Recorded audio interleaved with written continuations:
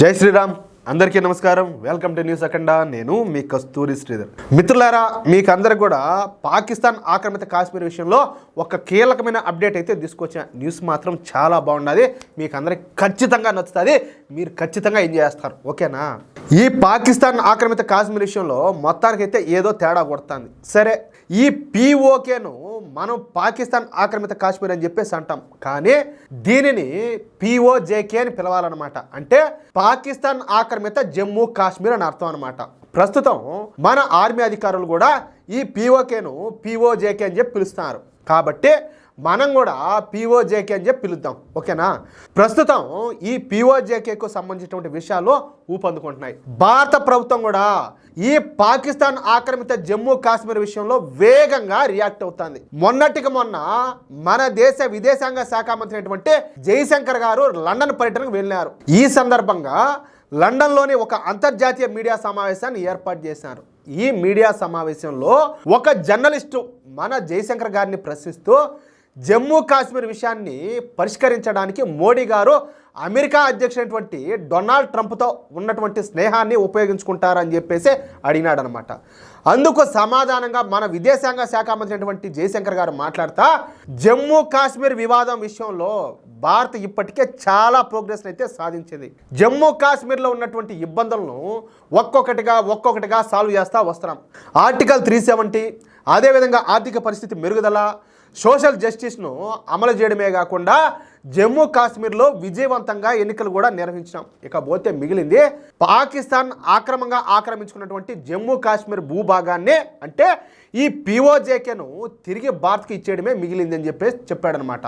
అది కనుక చేస్తే ప్రాబ్లం మొత్తం కూడా సాల్వ్ అయిపోయినట్టని చెప్పేసి జయశంకర్ గారు కొండ బద్దలు కొట్టారు. భారతదేశానికి చెందినటువంటి ఒక విదేశాంగ శాఖ మంత్రి అంతర్జాతీయ వేదికలపైన ఈ విధంగా మాట్లాడడం ఇదే ఫస్ట్ టైం. ఇకపోతే మన దేశ రక్షణ శాఖ మంత్రి అయినటువంటి రాజ్నాథ్ సింగ్ గారు కూడా నిన్న కొన్ని కీలకమైన వ్యాఖ్యలు చేశారు. అది ఏందయ్యా అంటే, ఈ రాజ్నాథ్ సింగ్ గారు మాట్లాడతా ఎవరు ఏమనుకున్నా పాకిస్తాన్ ఆక్రమిత జమ్మూ కాశ్మీర్ అయితే మాదే, అది మాదే. త్వరలోనే పాకిస్తాన్ ఆక్రమిత జమ్మూ కాశ్మీరు భారత్లో విలీనం కావడానికి సిద్ధంగా ఉండాలి. ఈ పాకిస్తాన్ ఆక్రమిత జమ్మూ కాశ్మీర్ ప్రజలు పాకిస్తాన్ ఆర్మీ, పాకిస్తాన్ గూఢాచార సంస్థ ISI చేస్తున్నటువంటి దురాగతాలను ఇక ఉపేక్షించే పరిస్థితుల్లో లేరు.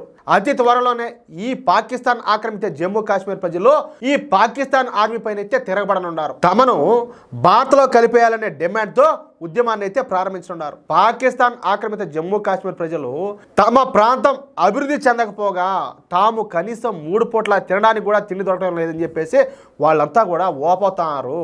భారత్తో కలిస్తేనే తమ బ్రతుకులు మారుతాయని చెప్పేసి ఈ పాకిస్తాన్ ఆక్రమిత జమ్మూ కాశ్మీర్ ప్రజలు బలంగా నమ్ముతున్నారని చెప్పేసి రాజ్నాథ్ సింగ్ గారు అయితే స్పష్టంగా తెలియజేశారు. ఇకపోతే పాకిస్తాన్ ఆక్రమిత జమ్మూ కాశ్మీర్ ప్రాంతం భారతదేశంలో కలవడానికి పాకిస్తాన్ అంగీకారం మాకేం అవసరం లే, అసలు ఈ విషయంలో పాకిస్తాన్కి సంబంధమే లేదు. పాకిస్తాన్ ఆక్రమిత జమ్మూ కాశ్మీర్ ప్రజలు భారత్లో కలిసే సమయంలో ఈ ప్రక్రియకు పాకిస్తాన్ ఖచ్చితంగా చచ్చినట్టు ఒప్పుకొని తీరాల్సింది అని చెప్పేసి మన దేశ రక్షణ శాఖ మంత్రి అయినటువంటి రాజ్నాథ్ సింగ్ గారు కీలక వ్యాఖ్యలు చేశారు. ఇక ఇదే కోణంలో మన ఆర్మీ చీఫ్ అయినటువంటి ఉపేందర్ ద్వివేది గారు మాట్లాడుతూ భారత విదేశాంగ విధానంలో కానీ భారత రక్షణ శాఖ విధానంలో కానీ పాకిస్తాన్ ఆక్రమిత జమ్మూ కాశ్మీర్ అంశం చాలా కీలకమైంది.